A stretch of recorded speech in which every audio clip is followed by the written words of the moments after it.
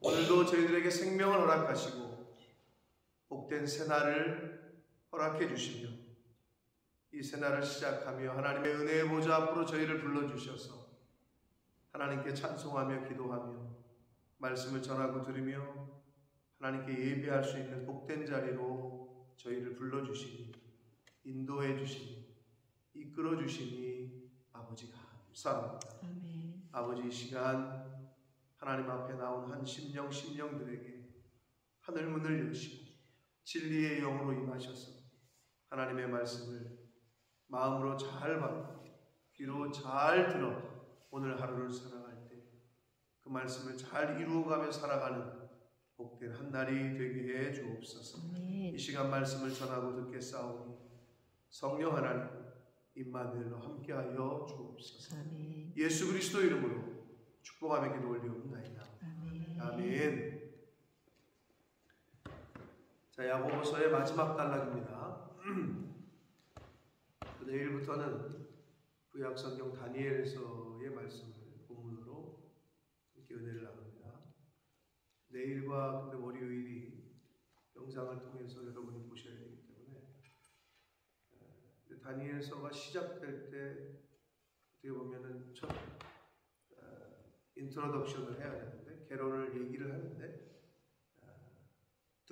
그것을 듣고 말씀을 시작하는 듣는 것과 또 듣지 않고 시작하는 것과는 다르기 때문에 아무튼 내일 다니엘서가 시작이 될 때에 잘 들으시겠지만 잘 각자 정해진 시간에 잘 말씀을 듣고 또 묵상하시고 하시기 바랍니다. 자, 오늘 이 야고보서의 마지막 단락인데요. 여러분이 편지를 써보셔서 아시겠지만 편지를 쭉 쓰고 마지막 부분에 가면 앞에 얘기를 했더라도 또는 얘기를 안 했더라도 마지막 결론 부분에는 어떻게 보면 그 편지의 핵심이 들어있다고 해도 과언이 아닙니다. 그래서 이 야고보 사도가 흩어진 12지파에게 편지를 쓰면서 이 마지막 부분에 쓴 말이 어떻게 보면 가장 중요하다라고 할 수가 있습니다. 두 가지야. 크게 얘기하는 거는 뭐냐? 기도하라는 거예요. 서로 기도하라. 그리고 두 번째는 뭐냐? 영혼 구원을 위하여 힘쓰라. 그게 이제 흩어진 12지파들에게 한 말인데 오늘날로 말하면 하나님께서 저와 여러분에게 하시는 말씀입니다. 어저께 말씀이 뭐예요? 교회 내에서 서로 원망하지 말아라. 이런 교훈이었잖아요. 서로 해야 될 거는 원망이 아니라 오늘 이제 말씀에 나오는 대로 서로 기도해줘. 그리고 영혼 구원을 위해서 정확히 야고보 사도의 표현으로 빌리자면 진리를 떠난 자를 돌아서게 하는 것. 네? 그게 오늘날 디아스포라이고 저와 여러분에게 흩어져 있는 크리스찬들에게 주시는 하나님의 말씀인 줄 믿습니다. 핵심은 그거예요. 이게 야고보서의 서신의 마지막 부분입니다.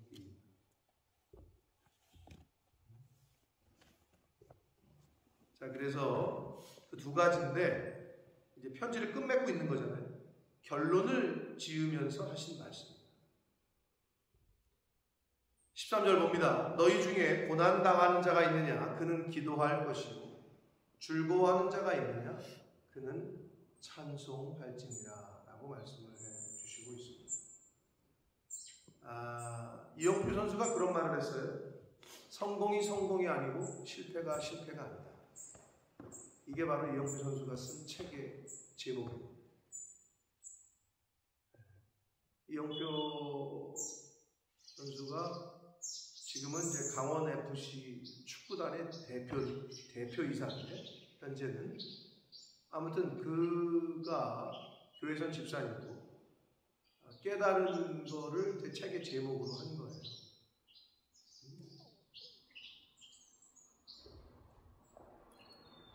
성령이 비둘기같이 임하기도 하지만 성령이 비둘기는 분명히 아니에요. 새처럼 임하. 며칠 전에도 새가 들어와가지고 내보내줬거든요. 문을 열고. 근데 또 찾아오셨대요. 근데 우리 유지현 집사님이 조류의 이 두려움이 있기 때문에 왠지 저 새소리에 제 음성에 귀를 기울이는 게 아니라 저 새에 온갖 신경이 가 있을까봐 좀 걱정이 되긴 하지만 저 정도는 괜찮죠? 괜찮아요? 비둘기가 아니어서 괜찮죠? 네, 조류 공포증이 좀 있으셔가지고 네, 비둘기 있는 곳에 걸어가지 못해요. 그래서 우리 유지현 집사님이 공원을 잘 못 가잖아. 비둘기 날라올까 봐. 비둘기가 있으면 쫓아내는 게 아니라 자기가 멈춰줍니다. 그리고 도망을 가시는데 저 참새인지 아무튼 저 새가 하나님이 지으신 저 피조물이 하나님의 집을 찾아왔네. 내보냈었거든요. 근데 어디로 들어왔는지 또 들어왔어요. 물론 저 창문이 열려있기 때문에 그렇는데 계속 들어오네요. 너무 거기에 신경 쓰지 마시고 제 말씀에 하나님 주시는 말씀에 집중하시기 바랍니다. 성공이 성공이 아니고 실패가 실패가 아니라 이거 이영표 집사님의 깨달음을 우리가 거기다 적용을 하면 이거죠. 고난이 고난이 아니고 기쁨이 기쁨이 아니다. 또 이렇게 적용할 수가 있겠죠. 자, 여러분 자기가 스스로 생각할 때 내가 지금 고난 중에 있다. 그러나 그리스도 안에서는 고난이 아니다. 또 이 세상에서 우리가 또 느끼는 기쁨도 즐거움도 사실 천국에 가서의 그 기쁨과 즐거움과는 비할 바가 안 된단 말이에요. 그래서 이 세상을 살아갈 때 스스로 고난당한다. 이런 고난이 나에게 왔네. 이런 일이 우리 가정에 우리 자녀들에게 왔네. 라고 느낄 때 이 말씀을 잘 기억하시길 바랍니다. 아멘. 고난 중에 있느냐? 뭐 하래요? 원망하래요? 불평하래요? 블레임하래요? 남편을 블레임하고 자식을 서로가 가족이 가족을 성도가 성도를 성도가 주의 종을 주의 종이 성도들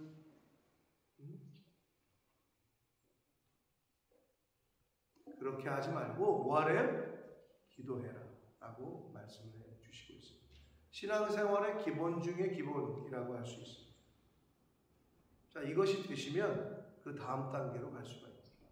그러니까 여러분, 내가 스스로 생각할 때 내가 지금 고난을 당하고 있다. 어려움을 당하고 환난이 왔다. 그럼 그게 뭐라고요? 환난이 아닙니다. 네, 그냥 과정이야. 무슨 과정? 무슨 과정? 하나님이 나에게 가장 최고로 좋은 것을 주시기 위한 과정일 뿐입니다. 네. 이 세상은 뭐라고요? 인생은 무슨 길? 인생은 무슨 길? 나그네 길. 라고 우리 최희준 선생님, 최희준인가?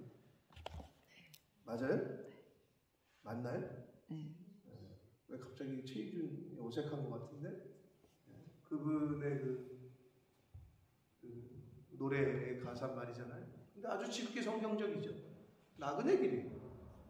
나그네 길. 최종적인 거는 우리의 본향에 가서. 그러니까 과정이야. 고난 가운데 낙심할 필요도 없고 누구를 원망할 필요도 없는데 이 기본 중에 기본이 안 되니까 조금만 어려움이 오면 불평하고 블레임하고 다른 사람을 지적하고 상대방 때문이라고 얘기하고 그러니까 인생 가운데 이 땅에 살면서 항상 평안보다는 어떻게 늘 지지고 볶고 그냥 원망과 불평과 다툼과 이런 속에 살게 되는 거예요. 흩어진 디아스포라 유대인들 12지파가 그랬다는 거예요. 그 당시에.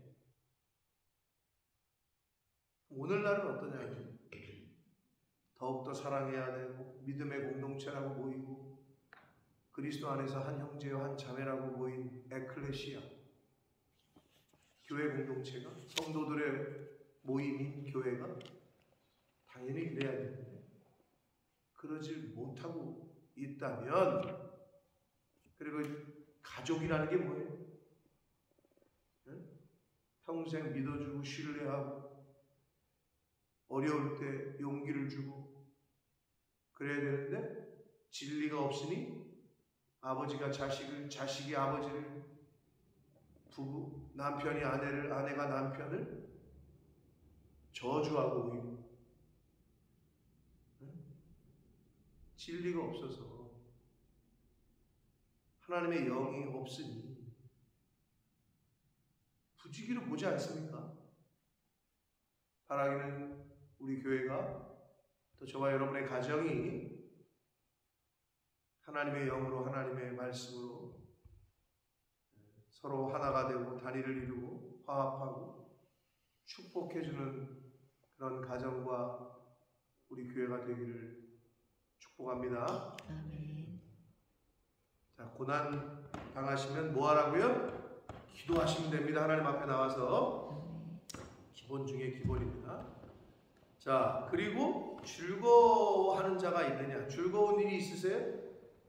네. 그럼 뭐예요? 세상 사람들은 즐거우면 뭐 하죠? 여러 가지가 있습니다만은 야, 좀 나와봐. 왜? 아, 나 좀 힘든 일이 있어. 야, 그냥 못 넘어가겠어. 한잔해. 그 다음날 전화해가지고 야, 빨리 나와봐. 왜? 나 좋은 일이 있어. 야, 오늘 못 넘어가. 한잔해.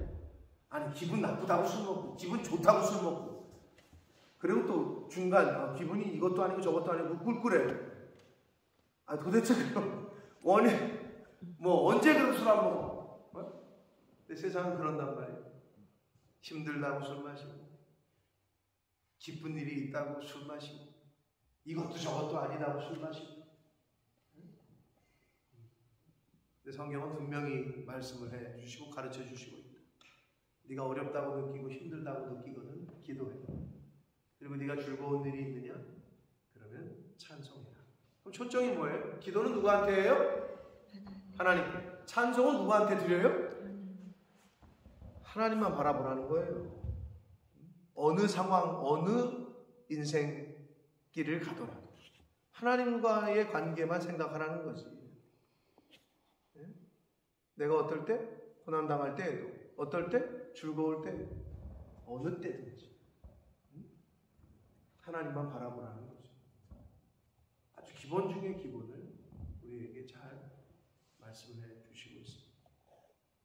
자, 그러시면서 14절 너희 중에 병든 자가 있느냐?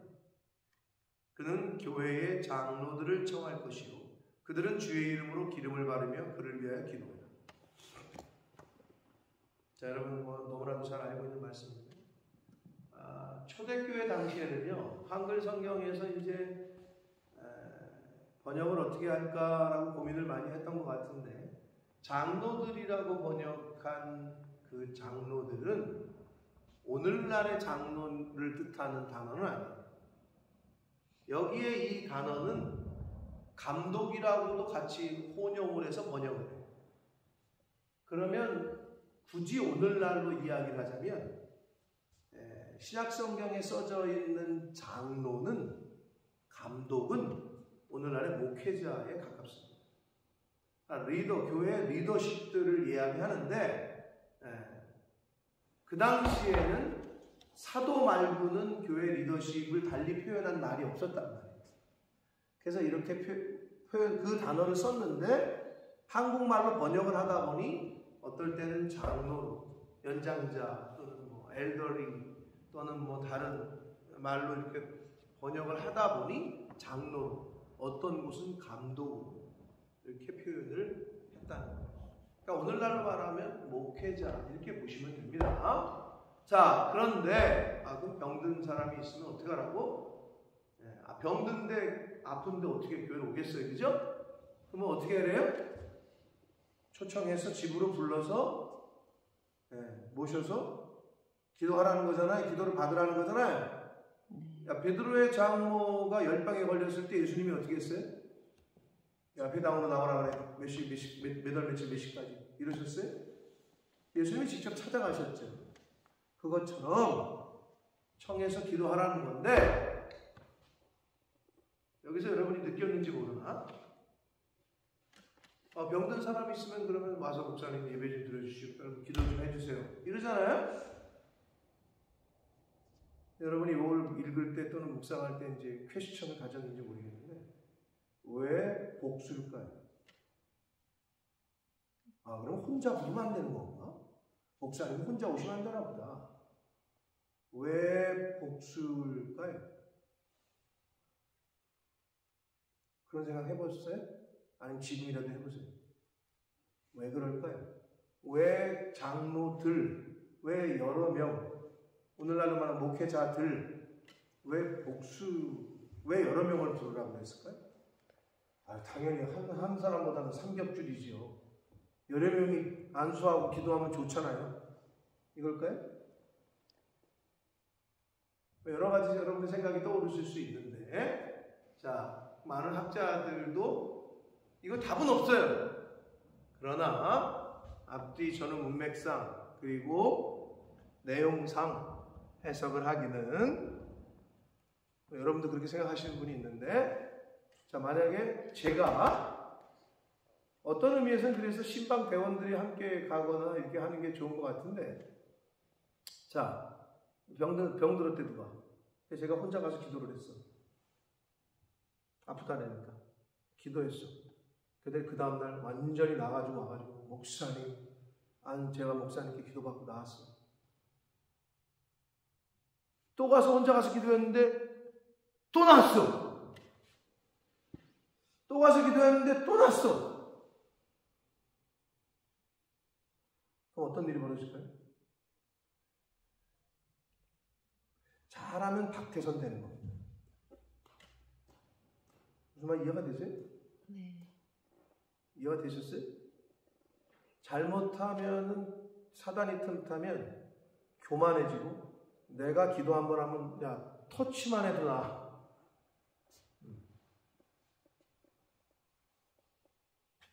그리고 영생교인가요? 구원파인가요? 제가 지금 헷갈리는데. 아무튼 교주가 어디 지정한 데인지 태어난 곳인지 거기에다 침을 뱉어가지고 우물에다 침을 뱉었더나.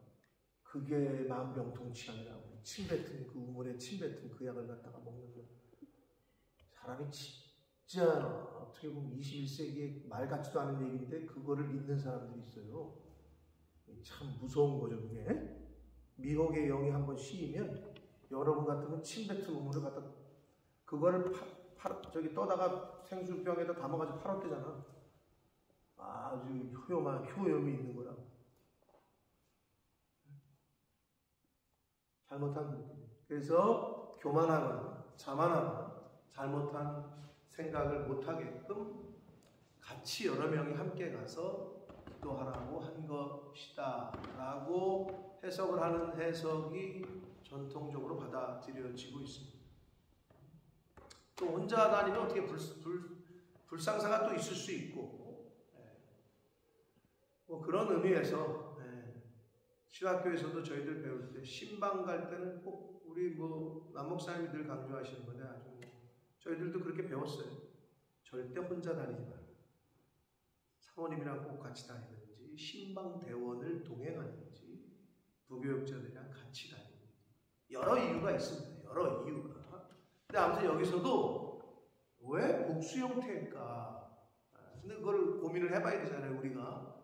또 그런 의미가 담겨져 있다고 볼 수 있고, 자, 그들은 기도를 하는데 기도도 하지만 주의 이름으로 기름을 바르며 기름을 바르고 기도해라 라고 말씀을 하고 있어요.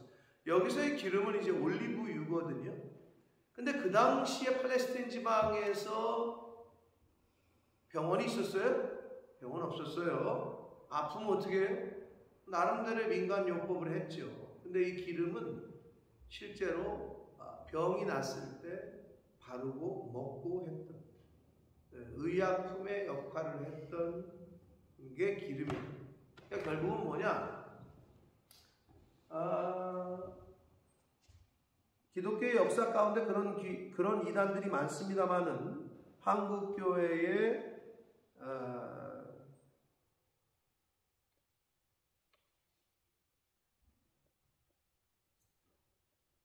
김기동이 무슨 교회죠? 김기동? 그러니까 무슨 교회지? 왜 교회 이름이 생각이 안 나지? 만민중앙 아니고요. 만민중앙은 이재록이고. 김기동의 무슨 교회지? 왜 교회가 생각이 안 나지? 김기동 씨라는 사람이 있어요. 근데 그 교회의 특징은 감기 걸렸어요? 감기 귀신이야. 물러가라. 응? 머리가 아파요? 무슨 다 귀신이야. 귀신놈과 연관을 시켰어. 모든 건 병만 걸리면 다 귀신이야. 이 목감기 귀신아 물러가. 그리고 또 꼭 그렇게 유명한 김기동 씨는 좀 한국 교계에 유명한 사람이고요. 근데 왜 갑자기 교회 이름이 기억이 안 나지? 근데 다른 어떤 유명하지 않은 사람들 중에도 정상적인 교단이고 정상적인 신학교를 나왔는데 그렇다고 다 정상적인 목회자는 아닐 수 있지만 어떤 제 선배 목사님이 이제 전도사 시절에 근무했던 교회 얘기를 들어보면 전도사가 이제 교회 성도가 아프거나 해서 이제 병원을 가잖아요. 그럼 믿음 없다고. 저거 병원 간다고. 저거 약 먹는다고. 저거 기도해서 날 생각하라고. 그러는 사람들이 있대요. 근데 만약에 성경에 아프면 절대 병원 가지 말고 기도만 해라. 이랬으면 또 그게 어느 정도 억셉이 되는데 성경은 절대 그렇게 이야기하고 있지 않습니다. 자, 여기서도 그러면 장로들을 청해서 기도해라. 근데 왜 기름을 바르라고 했을까? 기름을 바르고 기도해라. 약을 쓸 거 있으면 쓰라는 얘기예요. 그 당시에 기름은 그 약의 역할을 했습니다. 근데 여기서 중요한 거는 주의 이름으로. 우리가 기도도 주의 이름, 예수님의 이름으로 기도하죠? 네, 약을 드시고 병원을 가면 여러분 다음 주 금요일이 우리 의관이 수술이 날짜인데 누가 수술을 해요? 의사 선생님이 해야겠지. 그러나 궁극적으로는 배후에 하나님께서 역사하시고 하나님께서 하시는 겁니다. 그러니까 주의 이름으로 약을 먹고 주의 이름으로 항상 우리가 그걸 잊지 말라는 거예요. 하나님이 낫게 하셔야 납니다. 네? 하나님이 낫게 하셔야 고쳐주셔야 고침을 받는 거예요. 그거를 늘 잊지 마요. 아주 기본 중에 기본. 하나님은 살리기도 하시고 죽이기도 하시고 네? 병도 주실 수 있고 걷어가실 수도 있고 주의 이름으로 기름을 발라도 주의 이름으로 기름을 바르라는 거예요. 주의 이름으로 기름을 바르고 그리고 그를 위해서 또 병원만 다니고 맹종하면 안 되겠죠. 기도해라 라고 말씀을 해주시고 있습니다.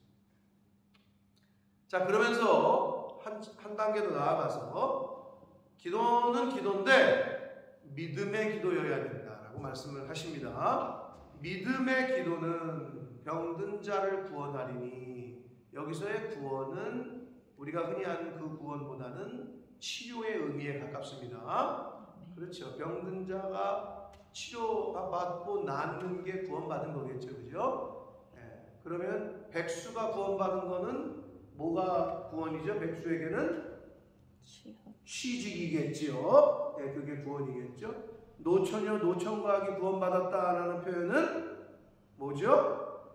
결혼했다는 거겠죠. 짝을 만났다는 게 구원이겠죠. 그러니까 그런 말 하죠. 내가 당신 구원시켜준 거야. 뭐 이런 말 하잖아요. 자, 그런 의미 가운데 여기서의 구원은 우리가 천국 간다 이런 개념보다는 그 치료, 치유 받는다 이런 의미고, 그런데 믿음의 기도다라고 되어 있습니다. 그 믿음의 기도, 그 믿음을 빼면은 기도도 있는 거지. 즉 반대는 뭐야? 믿음 없는 기도. 해봤자 소용없다는 거지. 믿음의 기도는 병든 자를 낫게 하리니, 구원하리니, 반대로 얘기하면 믿음 없는 기도는 병든 자를 병들게 하리니, 이 말과 같은 거죠? 그러니까 중요한 거죠. 기도를 하되 진짜 믿음을 가지고 믿음으로 기도하느냐, 아니면 그냥 형식적으로 기도하느냐.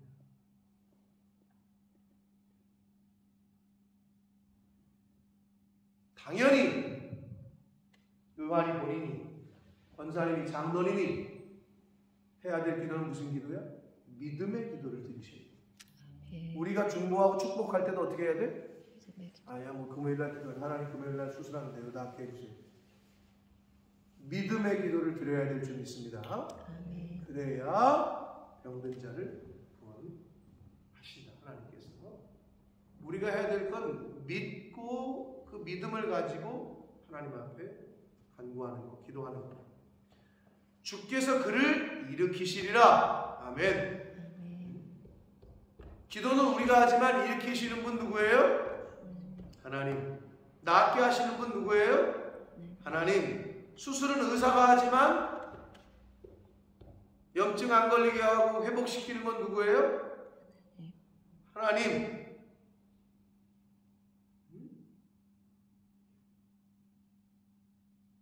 기본이죠. 가끔 우리가 눈에 보이는 사람에게는 감사합니다, 감사합니다, 감사합니다. 그래놓고 하나님에게는 전혀 감사를 안 돌리고 영광을 못 돌리는 안타까운 신앙생활을 할 경우가 있다. 기본 중에 기본. 하나님이 생명을 주셨습니다, 오늘 하루. 그러니까 하나님께 영광을 돌려야 되고, 오늘 하루를 맞이하게 하신 분이 누구예요? 하나님이십니다.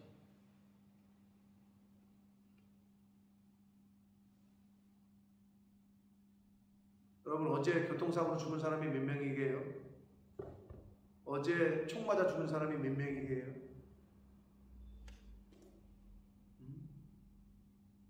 어제 말 같지도 않은 길 가다가 공사장에서 떨어진 벽돌 맞아 죽은 사람이 몇 명이게요? 말 같지도 않은 사건 사고를 당한 사람이 몇 명이게요? 수도 없어요, 지구상에. 근데 오늘 여전히 저와 여러분이 이 자리를 지키고 있어요. 이것이 하나님의 은혜입니다. 모든 것이 그냥 저절로 되는 건 전혀 없어요. 오늘 해가 또 떴네. 가 아니라 해 뜬 걸 보고 하루를 맞이할 때 하나님 살아계시고. 왜? 우리가 이제 이번 주에 야외를 가서 예배를 드릴 텐데, 로키 산맥을 보면서 하나님의 위대하심만 느끼는 게 아니라 저 참새 한 마리를 봐도, 그리고 저기에 있는 저 나무를 하나를 봐도, 돌틈에서 자라나는 풀을 봐도, 누가 먹이지도 않고 누가 기르지도 않는데 저절로 되는 게 아니에요. 저절로 되는 건 이 세상에 아무것도 없어요. 그러니까 자연을 보면은 내가 살아있음을 내가 우주 만물 가운데 나타냈다, 이렇게 말씀하시잖아요. 그러니까 자연, 제가 누누이 말씀드렸죠. 하나님 이퀄 뭐라고요? 네이처. 네, 내추럴, 네이처, 자연이에요. 컬처의 반대말이 뭐라고요? 내추럴. 내추럴. 제가 깨달은 거라니까. 나중에 집에 가서 꼭 찾아보세요. 네이버에 문화 이렇게 쳐보라고. 우리가 그러잖아요. 이건 우리 문화야. 이건 우리 문화야. 문화라는 말의 국어사전의 정의를 아세요, 여러분? 나중에 핸드폰 들고 쳐보세요. 네이버에. 뭐라고 되어 있는지 알아요? 원래 가지고 있던 오리지널 원형을 인간이 자기들이 원하는 대로 바꿔놓은 거. 원래 오리지널이 변형된 게 문화라고 국어사전에 정의하고 있어요. 그럼 원래 오리지널이 뭐야? 네이처. 자연이야. 제가 큰 깨달음을 얻었어요. 그러니까 문화, 이게 문화야. 문화는 변질시킨 거야. 원래 오리지널. 그게 문화라는 거야. 그냥 저절로 되는 건 하나도 없습니다. 이게 어떻게 저절로 되냐고. 우리 김명현 교수님 모셔가지고 맨날 카이스트에서는요, 로버트 손가락을 이렇게 만들려고 밤을 새는 거예요. 수십 명이. 근데 우리는 만약에 로버트가 이게 된다. 그럼 난리가 나는 거지. 근데 우리는 이게 되잖아. 이게 되는 것뿐만 아니라 막 피아노를 치잖아. 저절로 되는 건 아무것도 없어.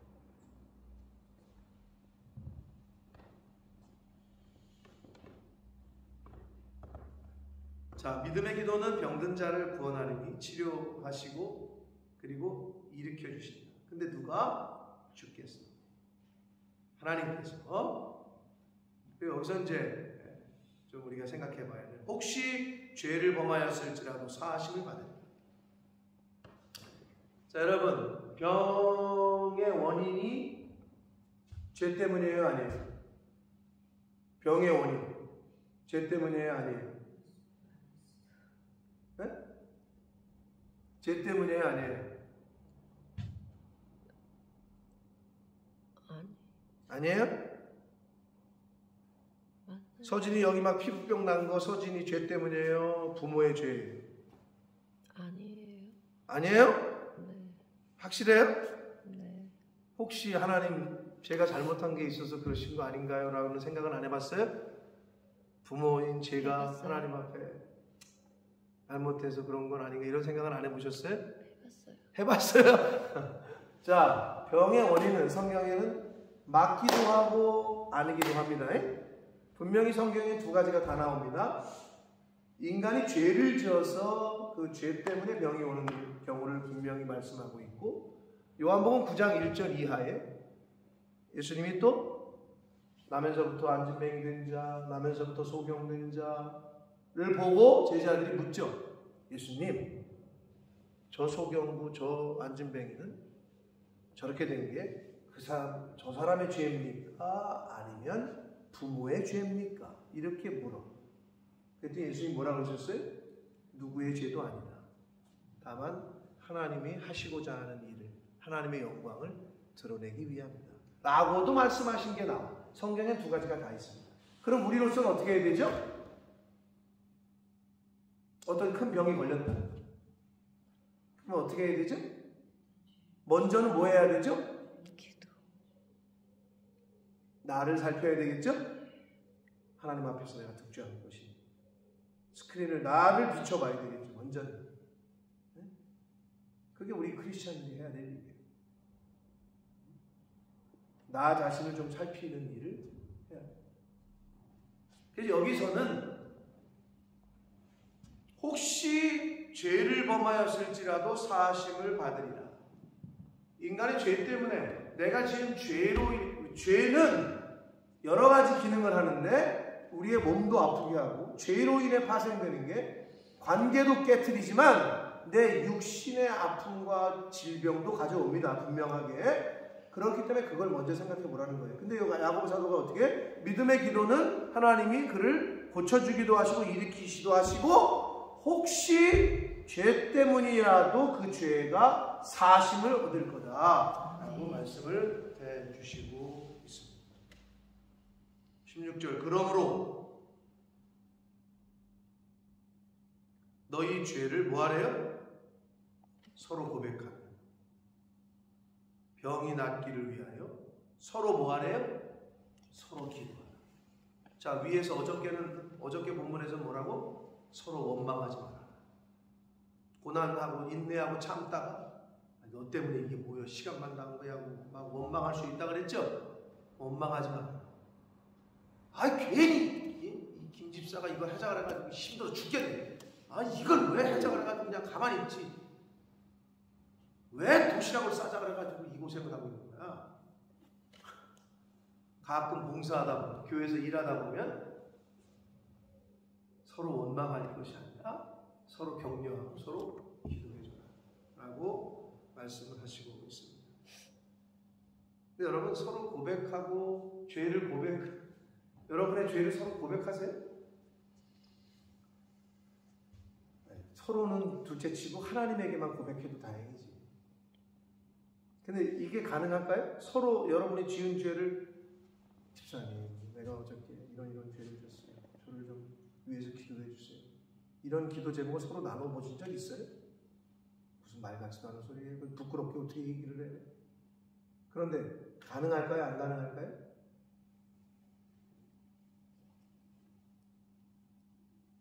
제가 사실은 동성애자 이런 죄를 졌습니다. 제가 어저께 사실은 간음을 했습니다. 이런 고백을 할 수 있어요, 여러분? 할 수 있을까요, 없을까요, 집사님?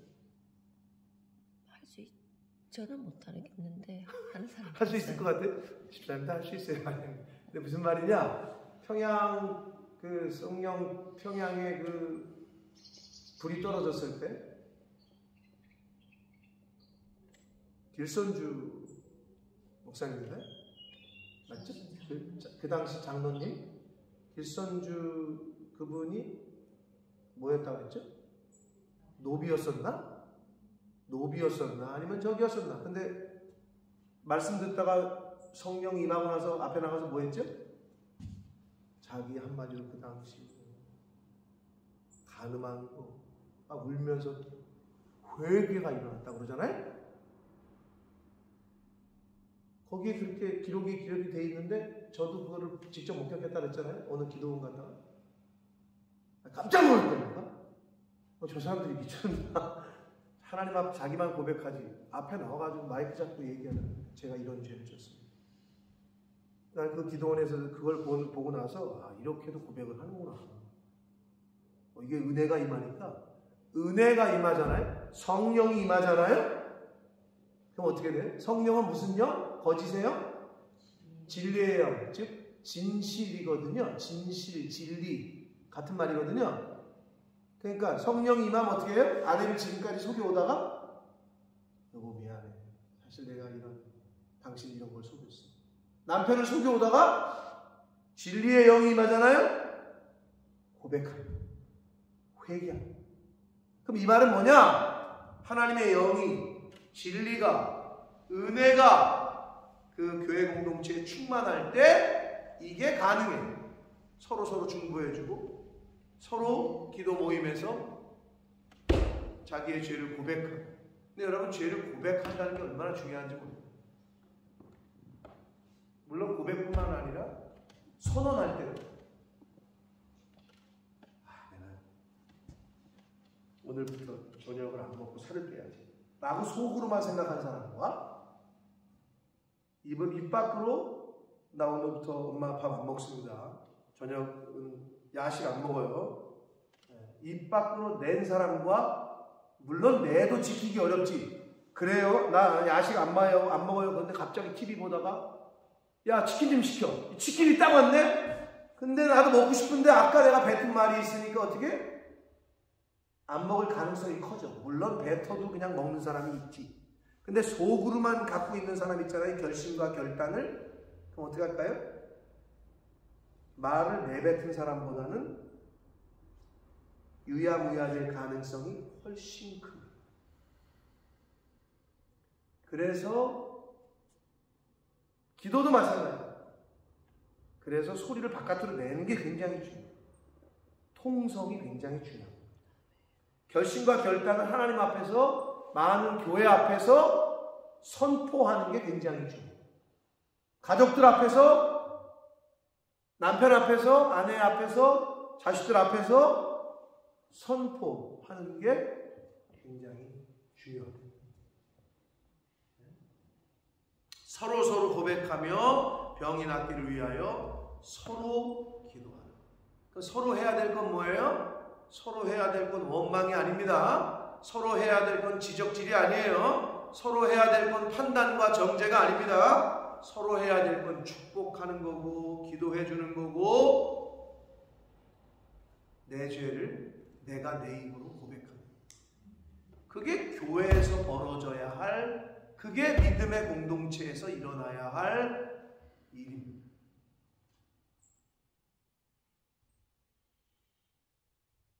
의인의 간구는 역사하는 힘이 크다라고 말씀합니다.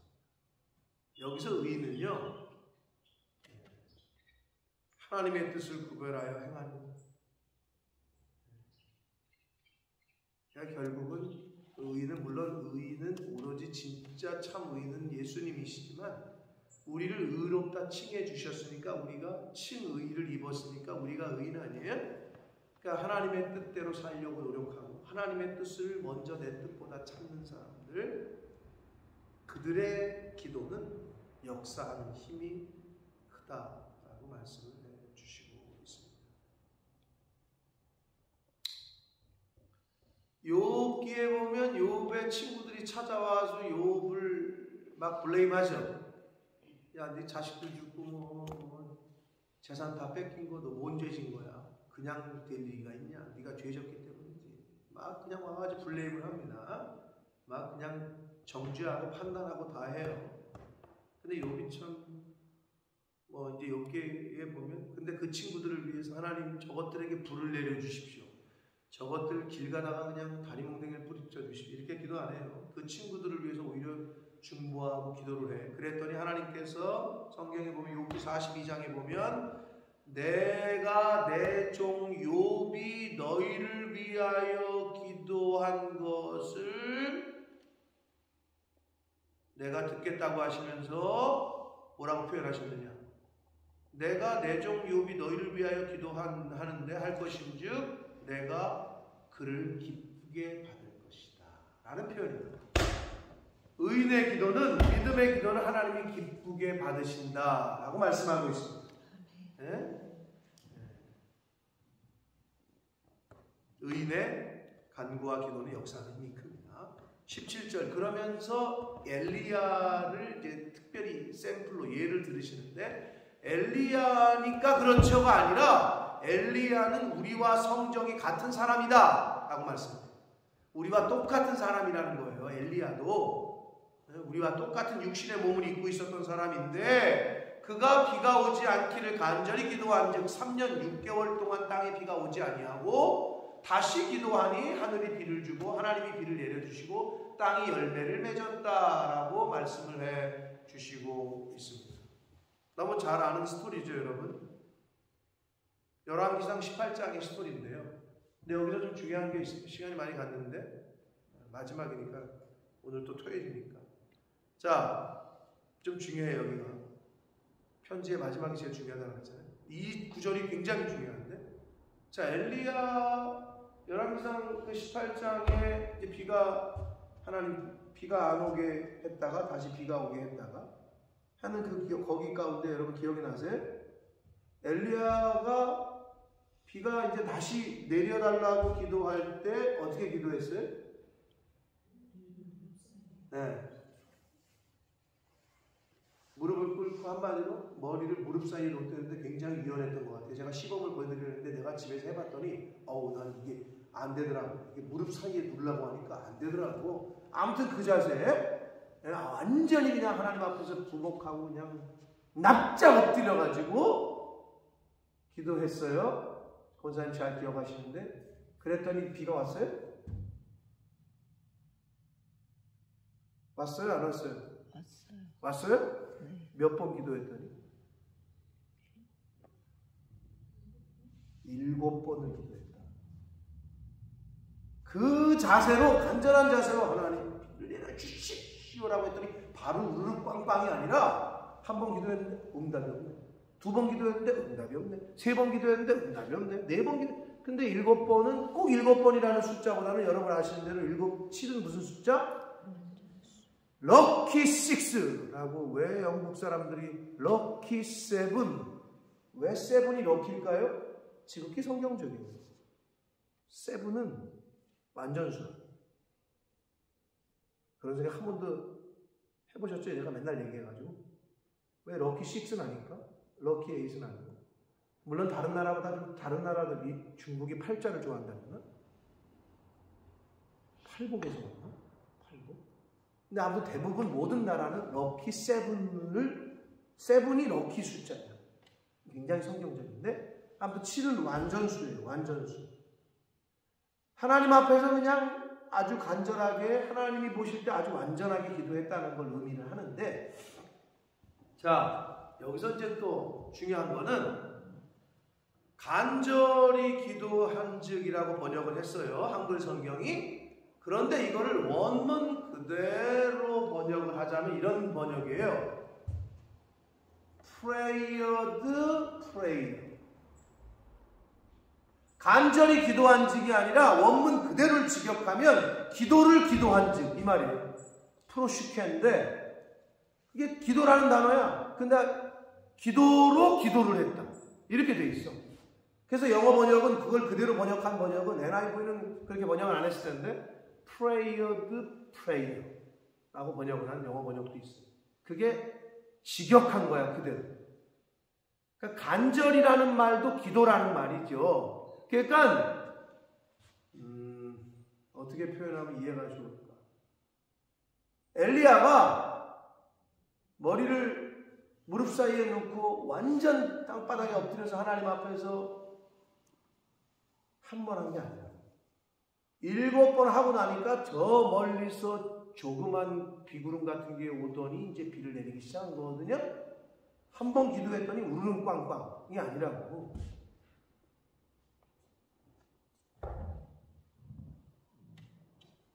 제가 가끔 예를 들었잖아요.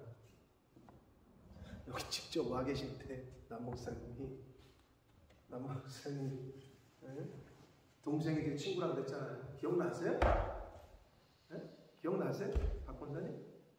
조금 더 힌트를 주세요. 맨날 얘기를 했잖아요. 제 친구인데 대단했다. 나 같으면 우리 아버지 같았으면 나는 벌써 어떻게 뭐 그냥 했을 텐데 제 친구가 동현이인데 동현이는 그러니까 맨날 아버지를 위해서 그렇게 기도했다. 기다려서 10년 넘게. 여러분 뭐 기도했는데 안 돼요? 몇 번을 기도했어? 뭐 1년을 했어? 2년을 했어? 3년을 했어? 10년을 했어? 기도를 했다. 그냥 완전히 그 삶이지. 아주 간절함이지. 그걸 간절이라고 의역을 한 건데 엘리야가 그렇게 7번을 했다는 얘기는 아주 완전하게 했다는 얘기야. 완전하게. 그게 아주 중요한 포인트입니다. 그러니까 엘리야도 우리와 똑같은 인간인데 야 엘리야가 되니까 기도하니까 비도 멈추고 엘리야나 되니까 기도하니까 비가 오고가 아니고 하나님이 그 믿음의 기도였고 그 중심을 보셨고 기도를 했다. 아주 간절히 기도했다는 거예요. 하나님이 그 중심과 그 자세와 태도를 보시고 응답하실 줄 믿습니다. 아멘. 너무 간절하죠? 우리 권사님 이번에 진짜 입술로 고백하셨는데 마지막 수술이 되게 해달라 이렇게 기도하셨었는데 간절하시잖아요. 우리 송지현 집사님 서진이 간절하셨어요? 네. 근데 아주 그냥 평안하신 것 같아요. 아니 뭐 그렇게 해도 뭐 지내면 편안하면 더 좋은 거지. 그것도 믿음일 수 있지만 간절함이 있어요. 하나님에 대한 분명한 신뢰, 믿음, 하나님이 고쳐주실 줄 일단 서진이 의완이 본인이 믿어야 되고 그리고 부모가 그리고 함께 중보하는 우리 모두가 그렇게 믿음의 기도를 드릴 때 역사하실 줄 믿습니다. 아멘. 자, 그래서 제가 좀 간절히 기도한 적이라고 번역한 게 그렇게 돼 있어서 좀 설명을 드렸고요. 자, 다시 기도하니 하늘이 비를 주고 땅이 열매를 맺었다. 하늘이 비를 줬다는 얘기는 말 그대로 우리 옛날 성경에서는 천부라는 표현 쓰잖아요. 저기서도 카톨릭에서도 많이 쓰는데 하늘에 계신 아버지, 하늘은 이퀄 하나님이 계신.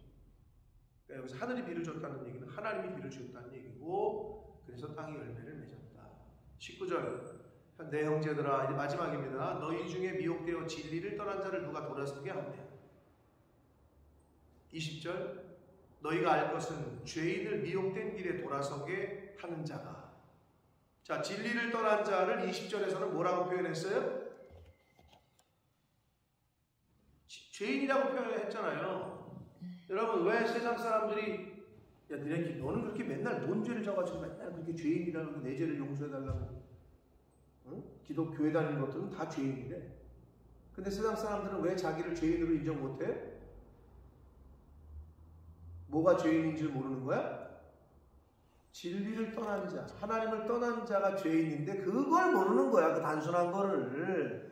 여기 딱 말씀하고 있잖아요. 진리에서 떠난 자 이퀄 죄인이라고 딱 가르쳐주고 있잖아요. 하나님을 떠나면 죄인인 거예요. 죄송하지만 교회를 떠난 자가 죄인입니다. 에? 그게 죄인이야. 말씀을 떠난 자가 죄인이라고. 근데 죄를 져놓고도 자기가 죄인인 줄 몰라. 그게 제일 안타까운 일인데, 그 죄인을 미혹된 길에서 돌아서게 하는 자가 그의 영혼을 사망에서 구원할 것이며 허다한 죄를 덮을 것이다 라고 말씀합니다. 자, 우리가 이제 내일부터 이제 다니엘서 말씀을 보는데, 다니엘서 12장 3절에 이렇게 말씀합니다. 지혜 있는 자는 궁창의 빛과 같이 빛날 것이요. 들어보셨을 텐데, 지혜 있는 자는 궁창의 빛과 같이 빛날 건데, 그 다음 말이 중요해요. 많은 사람을 옳은 대로 돌아오게 한 자는 별과 같이 영원토록 비칠 것이다.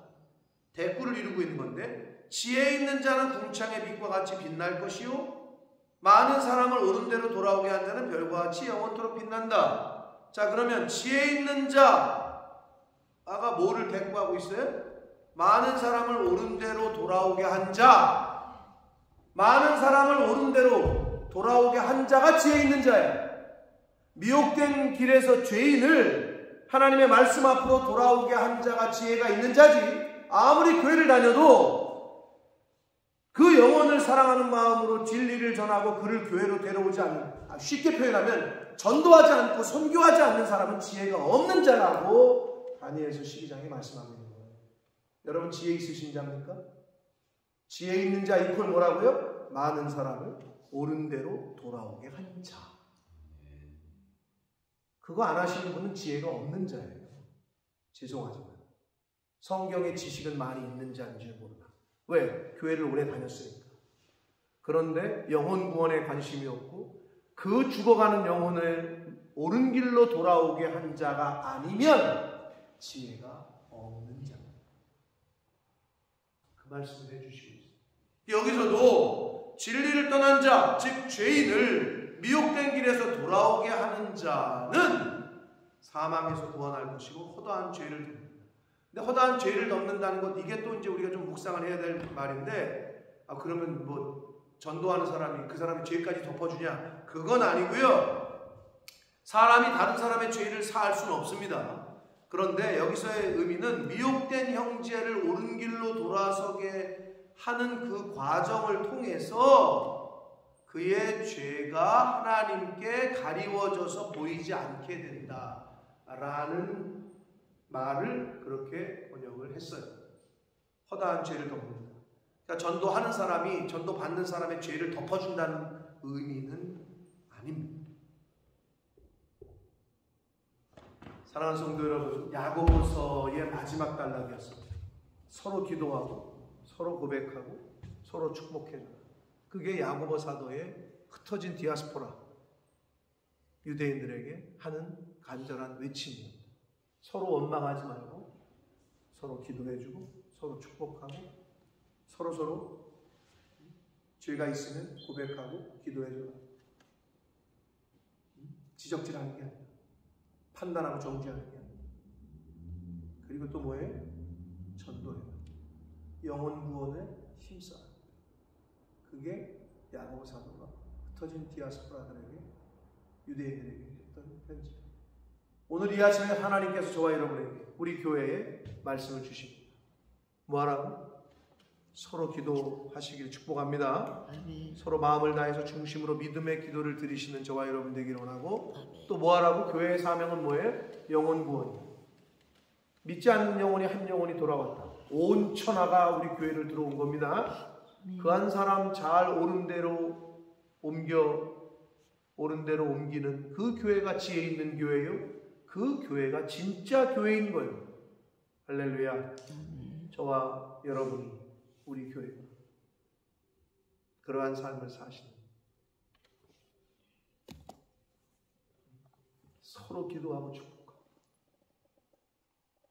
죄인을, 진리를 떠난 자를 진리 안으로, 교회 안으로, 말씀 안으로 돌아오게 하는 일에 쓰임받는 그런 남은 인생 우리 교회가 되시기를 예수 그리스도 이름으로 축복합니다. 아멘. 살아계신 하나님 아버지, 감사와 찬송과 영광을 올려드립니다. 아버지 감사합니다. 오늘도 생명 주시고 어제와 다른 새날을 허락해 주시고 저희들의 발걸음을 하나님의 은혜의 보좌 앞으로 인도해 주시고 옮겨 주셔서 찬송케 하시고 기도하게 하시고 말씀을, 진리를 전하고 듣게 해주시니 아버지 감사합니다.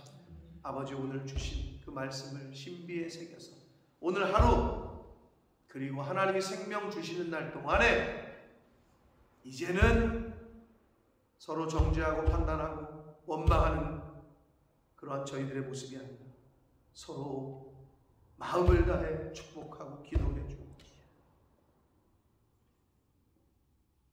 믿음의 기도를 올려드려 병든 자, 고난당하는 자 치유받고 위로받고 새 힘으로 그런 역사가 일어나는 저희 교회와 가정이 되게 해 주옵소서. 아버지, 또 야고보 사도가 흩어진 12지파에게 하나님께서 오늘 이 시간 믿는 저희들에게 진리를 벗어난 자, 죄인을 옳은 대로 옮기는 자, 하늘의 별과 같이 빛나게 하실 거다 라고 말씀하셨습니다. 바로 그 사람이 지혜 있는 자다 말씀하셨습니다. 우리가 성령을 받고 하나님의 말씀을 받은 자라면 영혼 구원에 힘쓰게 하시고 우리 교회에 찾아오는 불신자 한 사람이라도 복음을 듣게 하고 하나님의 사랑을 알게 하고 예수 믿는다는 게 어떤 것인지 그들의 눈에 하나님이 보이지 않으니 그들의 눈에 보이는 건 바로 우리들이니 우리가 하나님의 존재를, 하나님의 그 사랑을, 예수 그리스도의 십자가의 그 구속의 은혜를 경험케 하고 우리를 통하여 그 십자가의 은혜가 하나님의 사랑이 보여지는 그러한 통로의 삶을 사는 저희들이 되게 해 주옵소서. 아멘. 예수 그리스도 이름으로 축복하며 기도 올리옵나이다. 아멘. 하늘에 계신 우리 아버지,